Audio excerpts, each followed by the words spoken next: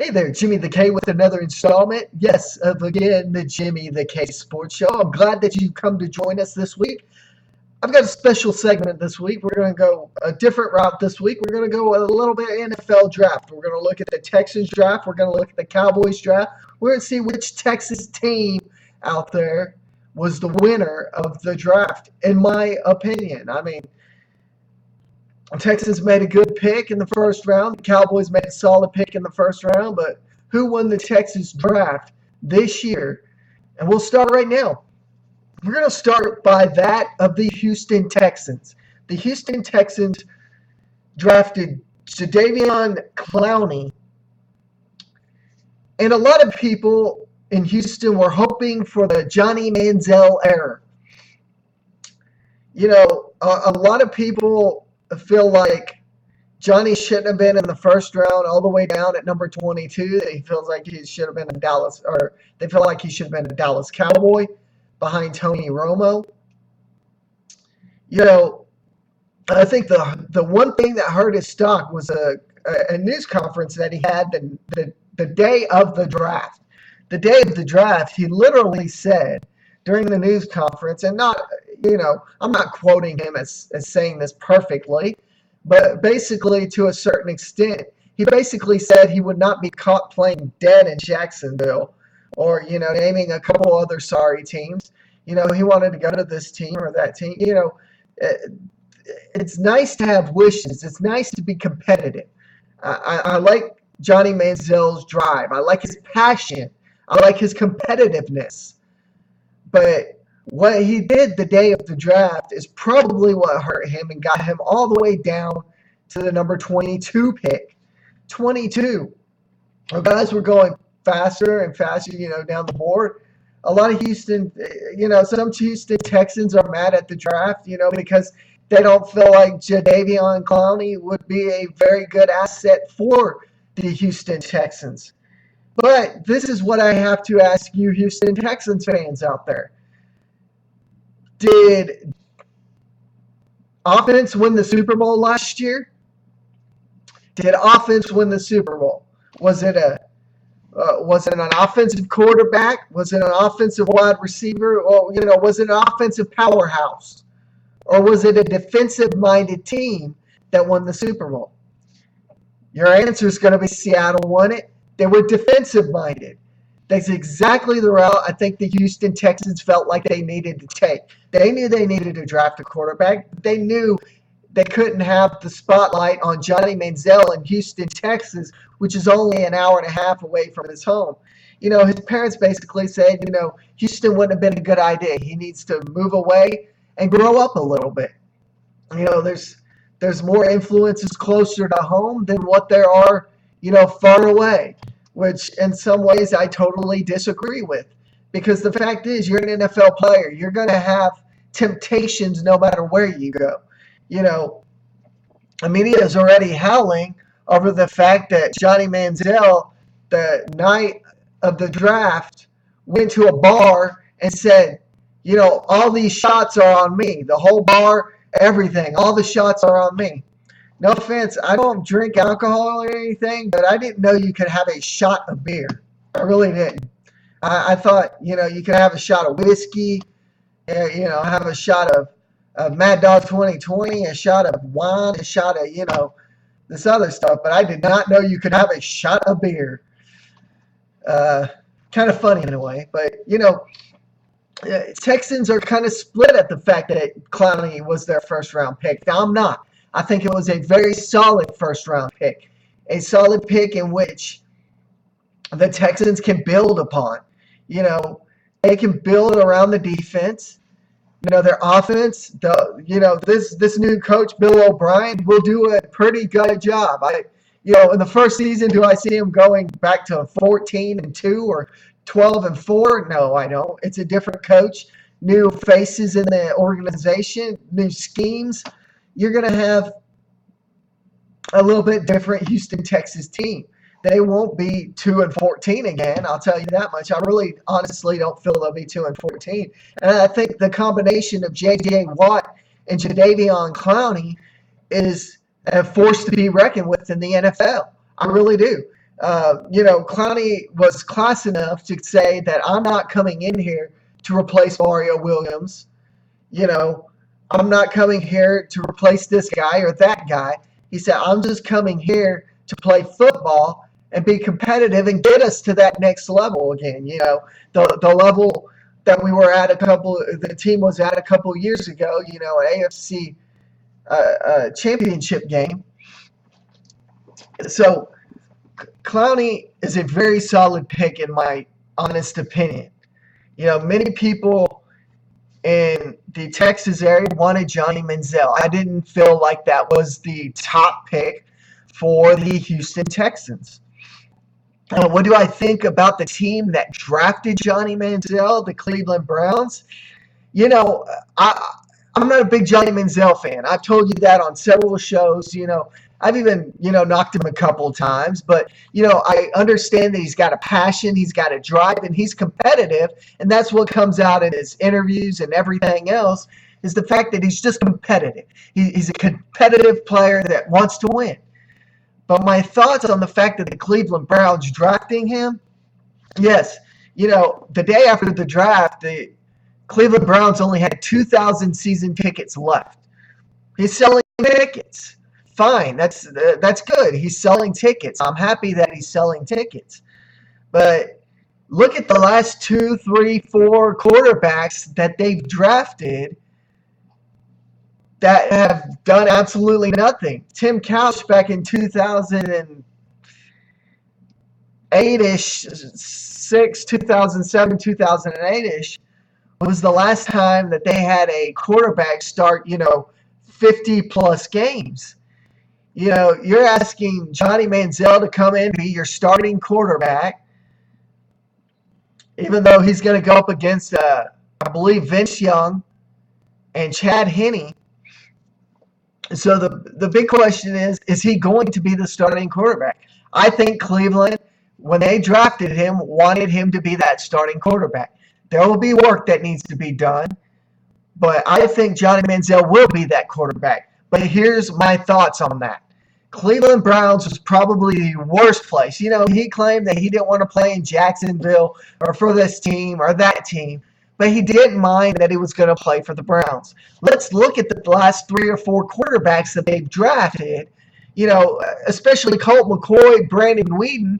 They're there 2 years, 3 years. McCoy's there for a little while. He's a backup quarterback. Now he's a third-string quarterback on, I believe, the Washington Redskins. I could be wrong. You can correct me if I am. But he's a third-string quarterback out there in an NFL team. Brandon Weeden is the backup or a third-stringer. He's going to more than likely be the backup to Tony Romo this year. Do I think he's a solid backup to Tony Romo? I do. I think Brandon Weeden will prove people wrong, especially if Tony Romo is not completely healthy. He's got a receiver that he used to throw to, Dez Bryant. Terrence Williams, another receiver. The Cowboys drafted a receiver today in the draft. And, the Cowboys did an okay job in the draft. The Texans did a pretty solid deal in the draft. I think if you look at both aspects of both teams, the Houston Texans won the draft in the Texas battle of NFL teams in the draft.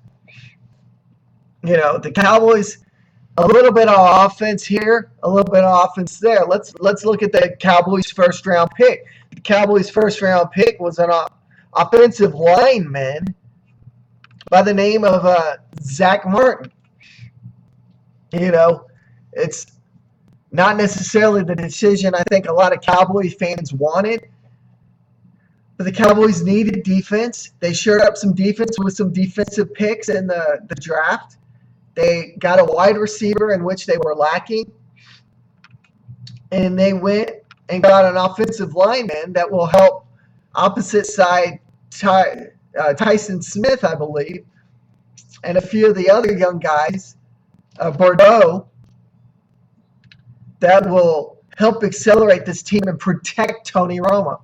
That's what Romo really needs. If you look at the the fact that the Cowboys lost so many games last year because of the defense. Everyone wants to blame Romo. Well, the truth of the matter is, if you look at the statistics, it was not Romo that lost those games. It was the defense. The defense gave up, 30 some odd points a game. Romo would put points on the board.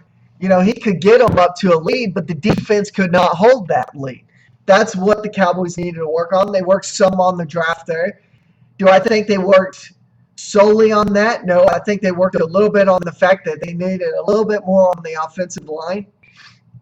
They went out and got a wide receiver, but then they worked a little bit on defense. I think, personally, in my opinion, the Houston Texans won the battle of the drafts between the two Texas NFL teams. Clowney, I think, will wind up being a by far better first-round pick than what I feel Martin will be for the Dallas Cowboys. But, of course, you're talking two opposite sides of the football. You're talking offensively for Zach Martin. You're talking defensively for Jadeveon Clowney. So, both could very well be solid picks. But I do think Houston won the battle of the draft amongst the NFL Texas teams. Some of the other solid picks, I like the fact that the Jacksonville Jaguars drafted Blake Bortles. Blake Bortles, to me, and I know other analysts have said this, and I'm going to say this myself because I agree. Blake Bortles reminds me a little bit of Ben Roethlisberger, Drew Brees. He's an underrated quarterback. Johnny Manziel, in my opinion, I understand he's got a passion, he's got a drive, and I hope going to Cleveland, he proves me wrong. I hope that he proves me wrong in saying that, I'm in Cleveland 3 years from now, we're in the AFC Championship game, I've got a Super Bowl I'm going to, I put a Super Bowl team on my shoulders and I win. I love that competitiveness. But I also feel like Johnny Manziel was overrated. That's why he went so far down in the draft. Or so far up in the draft, and not down. Blake Bortles, pretty solid quarterback. Teddy Bridgewater, I feel like is way underrated in my opinion. He was drafted in the 32nd round by the Minnesota Vikings, who traded with the Seattle Seahawks.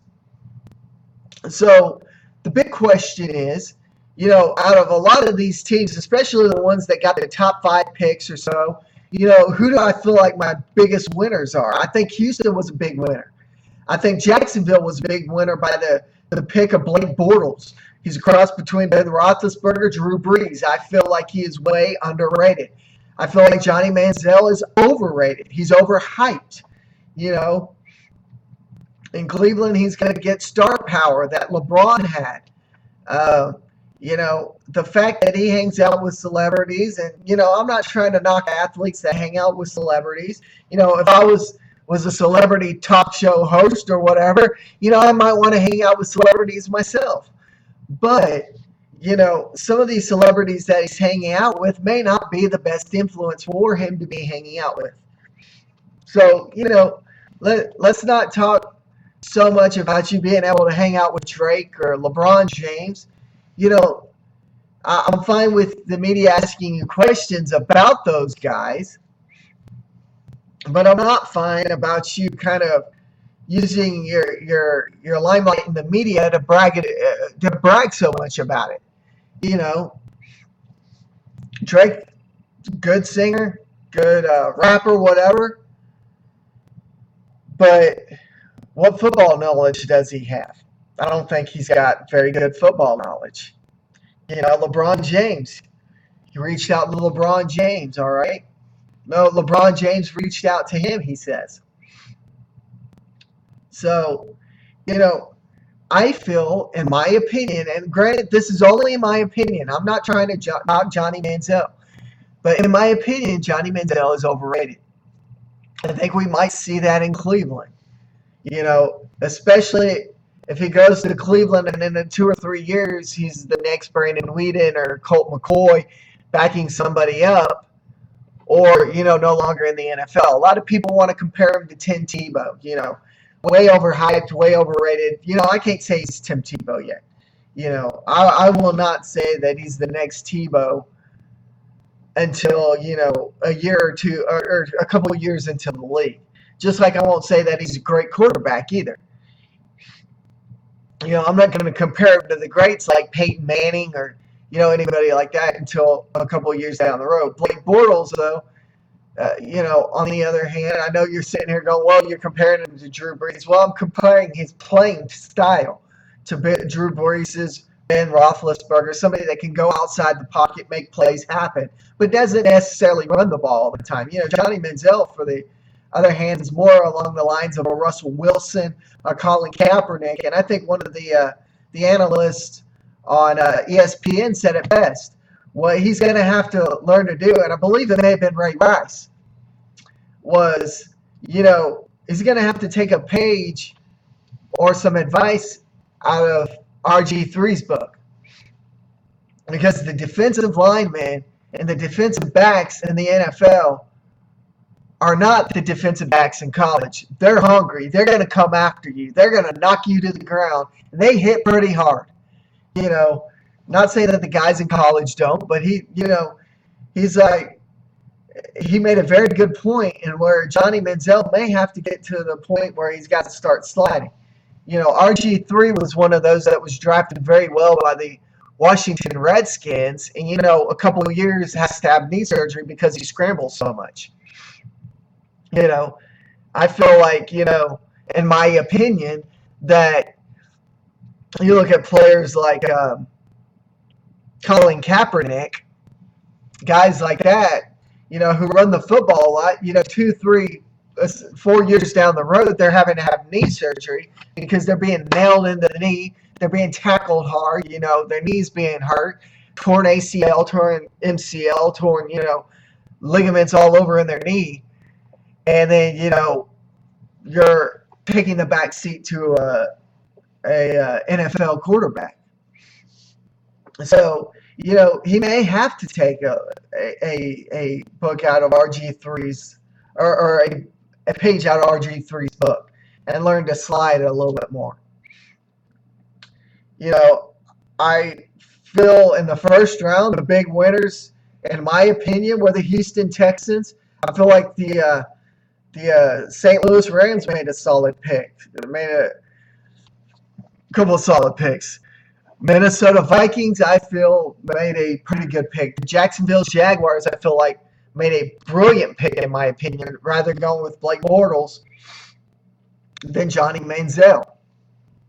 With a local kid who could sell tickets, not necessarily a media sideshow, so to speak.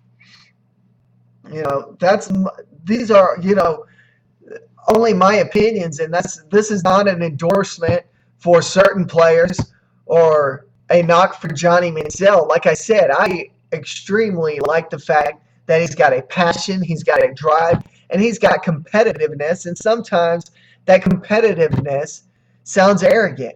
But, one thing I think that makes NFL players great, and something that Johnny Manziel will learn as he gets older, is the way they handle themselves in front of the media.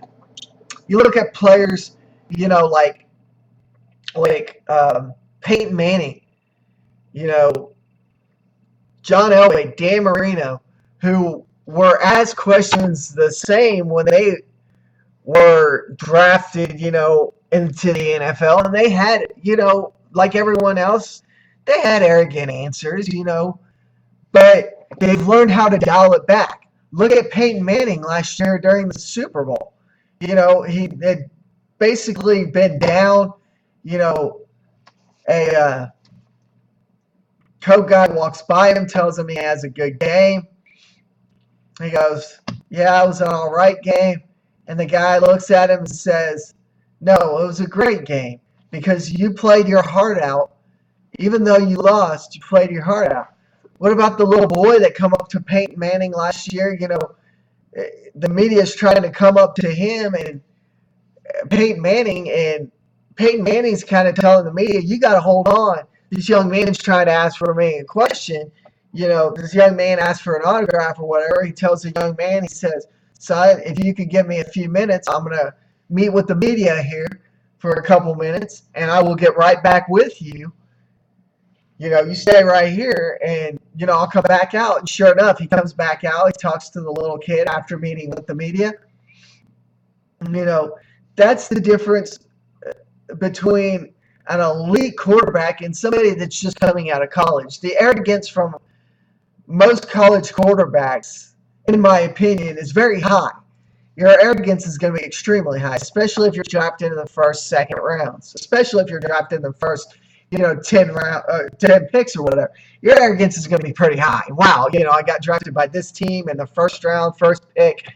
Your arrogance is going to be somewhat high. I'm not saying all these guys have arrogance, but a lot of these guys are going to learn how to meet with the media, the things to say, the things not to say. And Johnny Manziel's one of those. He's going to learn through the years that certain things can be said in the media and certain things can't. Peyton Manning does not go up after a Super Bowl or after an AFC win and says, I discussed with my brother, the great Eli Manning, or my daddy, the great Archie Manning, how we were going to play this game. And, the media asked the question, he will back away from the question. He goes, yes, we're a football family. We're going to discuss football, but, what was discussed is not something that needs to be said here amongst the media. It's something that was family time. It's something that was between us as a family, football talk between father and sons or stuff like that. Johnny Manziel's going to learn that. He's going to learn it. He's going to have to learn it because if he doesn't learn it, he's going to come off as arrogant as he has somewhat in college. And, a lot of people are just not going to like it. Like I said, I'm not a hater of Johnny Manziel. I feel like I'm not a big fan of his, but I'm not a hater. I feel like the Browns were a bad place for him to go because you look at the last 3 or 4 quarterbacks that they've drafted and what has happened to those quarterbacks within 2 to 3 years. It's not very pretty. But, as I've told many of my friends, that have went to College Station, I hope and pray in a way that Johnny Manziel proves me wrong. I hope he goes into the Cleveland Browns and is a star quarterback for them. Trent Richardson is a good running back to hand off to. He's got a couple of key wide receivers that he can throw to. It's just a matter of getting in there and being a football person 100% of the time. And the biggest concern that teams had in drafting him over people like Blake Bortles was the fact that they didn't feel like he was dedicated to the football team or to football 100% of the time. A lot of scouts, a lot of coaches, a lot of general managers felt like, he's just going to be one of those kids that comes into work, whenever he wants to. He's going to have a media circus around him. He'll practice whenever he wants to. He'll show up to two-a-days whenever he wants to. That's the impression that he gave a lot of general managers and coaches was the fact that, he wasn't a true football person.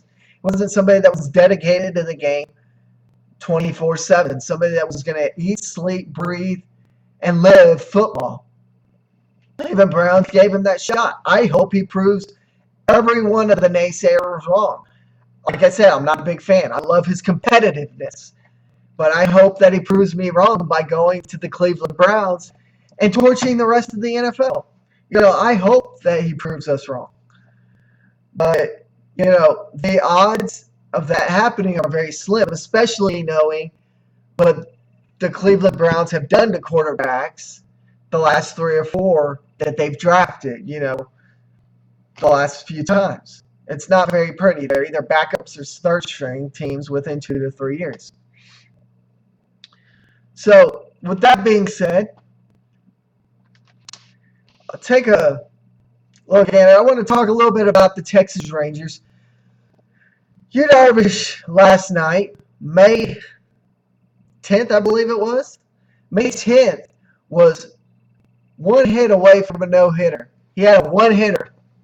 A lot of people felt like it should have been a two-hitter because the official scorer scored it wrong. I didn't see the game, so I can't speculate on that. But what I can speculate on is the fact of all these guys on these message boards like Web Shopping Made Easy. I think his real name is Danny. And Dan Anthony, who have said all along, this Ranger team is going to be bad because games in April and May count in September, and no team has been bad in the first half and won the second half and went on to win a World Series. Well, guys, you're absolutely wrong. I've called you out on this show, especially Dan Anthony. Now I'm going to call you out, Web Shopping Made Easy, Benny, or whatever your name is, and tell you that this team, if you look at the team that they are playing, the Boston Red Sox, I want to ask you a question. The Boston Red Sox, I believe, are fourth in their division right now. Do you realize they were the defending world champions from last year? Is it possible that their offense and their pitching have gotten off to a slow start, but yet they pick it up in another 2 or 3 days and they move on to go on to the World Series? Yes, it's very possible. It's very possible that teams start slow and they finish strong. I brought this up several times to you guys, but none of you can come up with an explanation except for you're an idiot or you're a moron. Well, the only idiot or a moron is the guys calling everyone an idiot or a moron. All right? Because the truth of the matter is, let's look at 96, 98, 99. Then let's look at the last 2 years the way that we've started. Have you not realized that those years that we've went on to the playoffs, our April and Mays were not the best months for us. We had our ups and downs then. You know, especially the last couple of years. You bring up the fact that games in April and May are what caused you to lose the division in September. I can't necessarily agree with that in a division that's so tight. You've got the first 4 teams within 3 games of each other. The only team basically out of it is the Houston Astros. So you can't sit here and tell me that games in April and May are going to hurt the Rangers in September and we're not going to make the playoffs. I don't buy that. I don't buy the fact. You know, I'm happy that the Rangers called up this young kid, Odor or whatever his name is. I don't know exactly how you pronounce it. I'm glad that they called him up. But everyone thinks that I'm knocking this kid for it being rebuilding. Well, what John Daniels did the day that he called this kid up basically look like what teams do in a rebuilding mode. He said at the beginning of the year, just like Jerry Jones says every year, this is not a rebuilding year. He brings up Odor. He places sends Josh Wilson down, puts Donnie Murphy on the DL, calls up one pitcher, DFAs a pitcher that pitches well enough and gets screwed by John Daniels. Or, you know, I won't say this was a John Daniels move. I honestly feel like it's ownership because of the stuff that was said through some ESPN sites and guys that have top access to ownership. You know, I'm happy for the kid. Don't get me wrong. But you guys, Benny, Web Shopping Made Easy, Dan Anthony, you know, certain guys out there were saying this was a great move by the Texas Rangers. He was going to be a savior. He was going to bring us 7 home runs and however many RBIs to Texas, and they were just going to start lighting it up. It hasn't been him the last 2 games since they've called it up. It's been the pitching. Harry pitched well.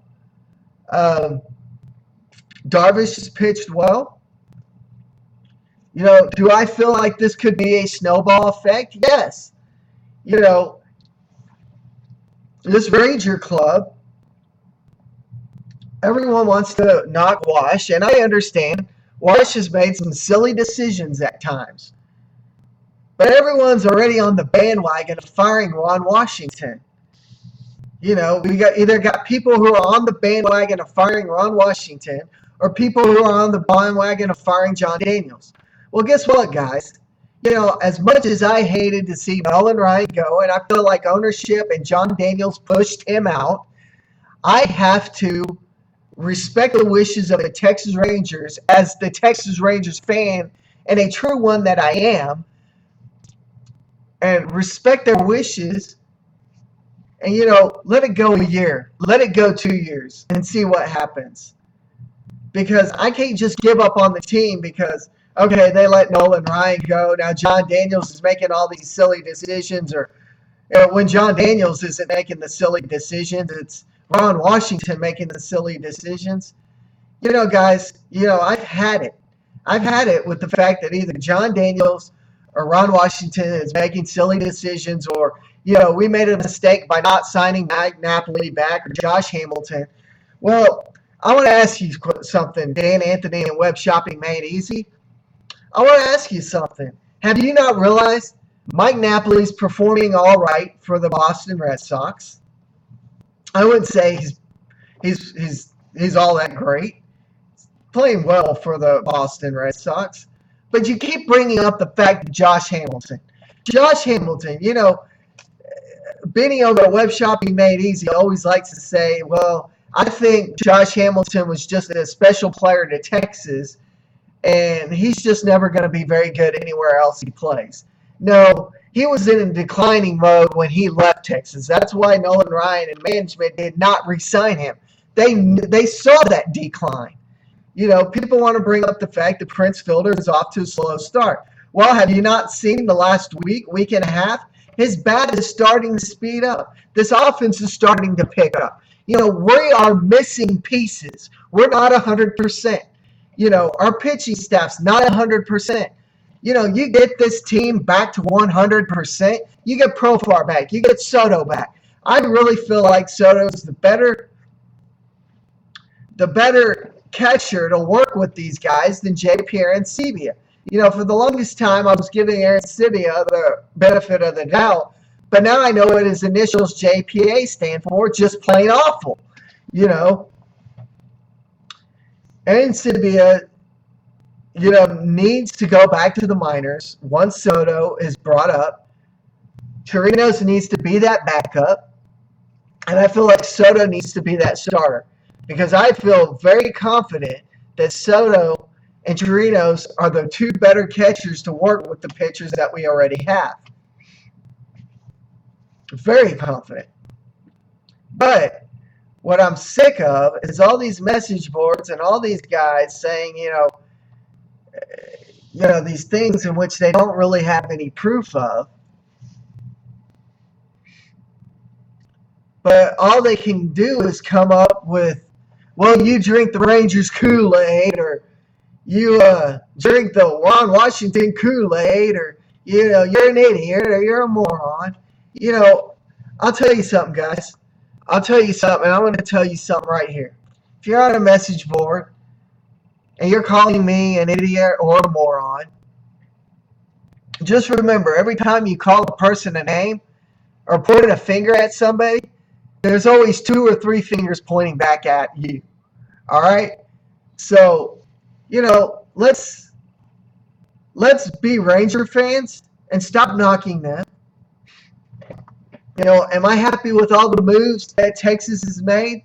Not necessarily. I feel like Scott Baker got screwed when they brought up Odor. I really do. I feel like he got screwed.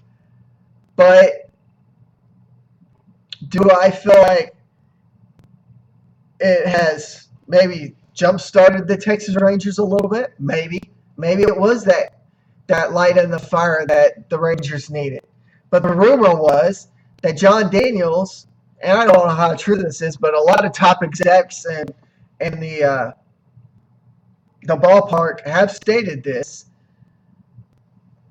is that John Daniels clearly went about 3 or 4 days ago after the last loss against the Colorado Rockies and told each and every one of the coaches that their jobs were on the line. They called up Odor. They DFA'd Scott Baker, which I feel like was a bad move because, in my opinion, it's pitching and defense that wins championships. Offensive firepower does not win championships. You can look at teams that hit 500 home runs all year long that have the crappiest pitching. They're still not going to be all that great. You look at a team that has a 1-2 punch, 5 good starters, and what do you see? You see a team that has pitching and defense, and pitching and defense wins championships, just like in football. Defense wins championships, not offense. So, with that being said, I know I've went a tad bit long this week. We started a little late. I thank you for joining us. Remember, there's easy ways that you can get a hold of us. You can like us on our Facebook page. Very simple. It's if you search it at Facebook and go to All About Sports Zone, click the like button. We'd love to have you there. Comment there. Ask questions there. Tell us how good or bad our shows are. Tell us what we need to improve on. Or you can like our Twitter page. My Twitter handle is at JimmyKersey1. At JimmyKersey1 on Twitter. Or you can email us, allaboutsportszone, that's one word, allaboutsportszone@gmail.com, your questions, comments, concerns, your flaws, what you think we could do better for the show, what you think we should take out of the show. Or if you're a friend of mine on Facebook, just look me up, hit me up in the message board, and ask your questions there. Until next Saturday, I'm Jimmy the K, 9 p.m. Central Daylight Time. Next Saturday, May 17th, I'm Jimmy the K. Peace out.